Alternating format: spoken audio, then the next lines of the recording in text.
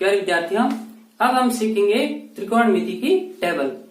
तो त्रिकोणमिति की जो टेबल है वो किस तरह से बनाते हैं, उनके रेशियोज की, उनकी साइड्स के साथ रिलेशन किस तरह का है, या फिर उनकी किसी एंगल के साथ वो किस तरह का वैल्यूज मिलता है। यानी ये तो अपना साइड के रिलेशन से संबंधित रेशियोज, और ये इसका एंगल के साथ किस तरह का रिलेशन होगा और उसकी वैल्यू क्या एंगल होने पर कितनी आएगी।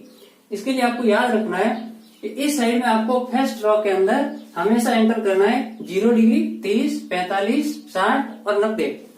फिर इसके अंदर आपको इस तरह से सीक्वेंस में याद रखें साइन, कोस, टेन, कॉट, सेक, कोसेक। इसको आप इस तरह से भी रख सकते हैं साइन, कोस, टेन, कोसेक, सेक, कॉट, और किसी भी तरह से आप रखेंगे तो उसमें आपको लिखने में आसानी होगी।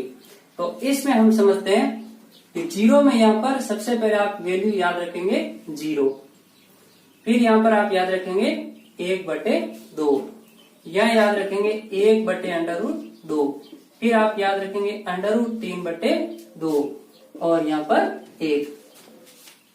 अब आपके लिए नेक्स्ट जो रो है वो सबसे आसान होगी। आपको केवल ये 5 वैल्यूज है वो अच्छी तरह से दिमाग में रखनी है। तो नेक्स्ट आप क्या करेंगे, इसको जस्ट ऑपोजिट कर देंगे, यानी 1√3/2, 1/√2, 1/2 एंड 0। अब देखिए आपको एक सूत्र याद होगा, tan थीटा बराबर sin theta upon cos theta. तो हम sin थीटा में cos थीटा का डिवाइड करेंगे, तो यहाँ पर 0/1 ये हो गया अपने पास में 0। फिर इसमें जब डिवीजन करेंगे तो ये हो गया 1/√3, ये हो गया अपने 1, और यहाँ पर 2 कैंसिल हो जाएगा तो ये आ जाएगा √3, 1/0 ये हो जाएगा नॉन डिफाइंड यानी कि अपरिभाषित।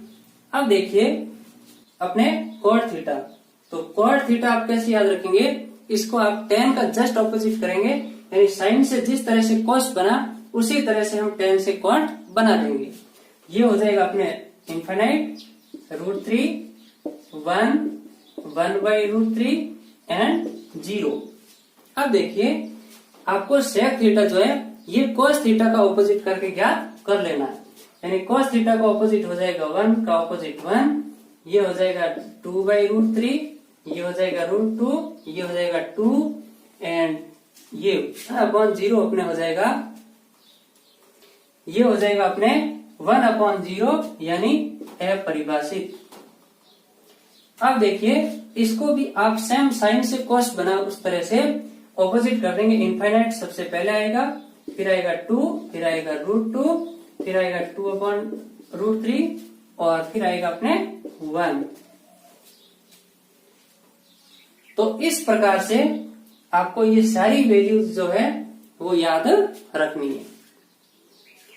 इसमें याद रखने के लिए आपको हमेशा याद रखना, एक तो ये सीरीज याद रखना है और एक आपको ये सीरीज याद रखना है 0, 30, 45, 60, 90, और फिर सबसे महत्वपूर्ण आपको याद रखना है वो ये वाली रो याद रखनी है, यानी 0, 1/2, 1/√2, √3/2 और 1।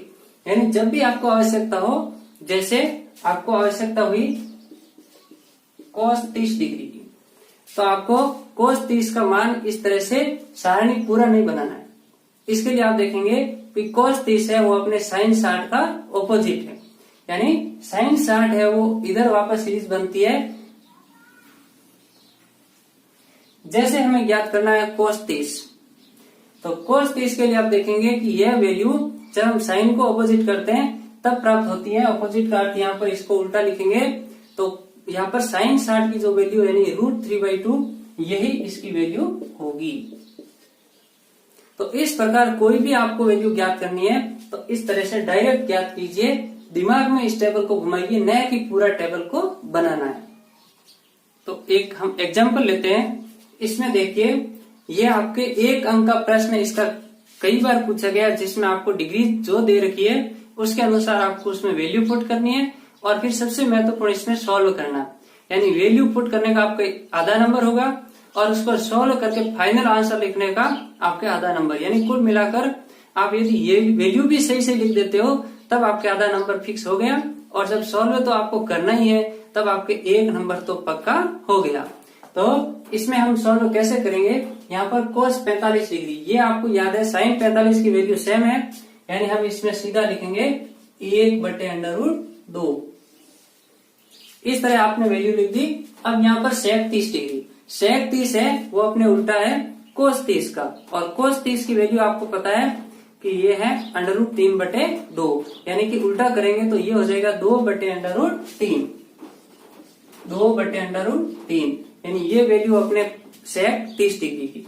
फिर देखिए cosec 30 डिग्री, cosec 30 डिग्री है अपने साइन का उल्टा, यानी sin 30 डिग्री का उल्टा हो जाएगा sin 30 की वैल्यू अपने 1/2 और उल्टा हो जाएगा अपने ये प्लस में ये आ गया 2।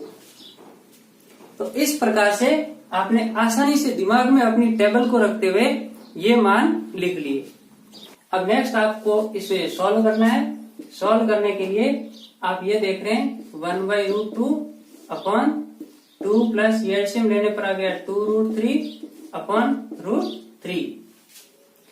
अब नेक्स्ट इसको आप इस प्रकार अंश बटे हर के अनुसार इस तरह से गुणा करेंगे, जिसमें हम ये देख रहे हैं √3 गुणा होगा 1 से, तो ये हो गया √3, यहां पर आ जाएगा अपने √2 और 2 + 2√3।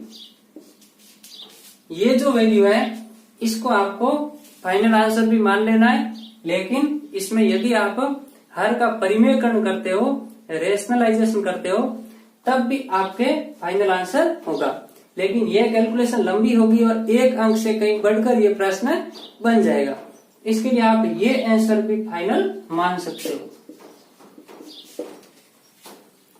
अब ध्यान रखें, आपके लिए इसी तरह की जो महत्वपूर्ण सारणी हो या सूत्रों से संबंधित जानकारी हो, वो हम आपके लिए नेक्स्ट वीडियोस में लाते रहेंगे। तब तक आप हमारे चैनल को सब्सक्राइब तो कर ही दीजिए और साथ ही आगे से आगे शेयर करते रहिए।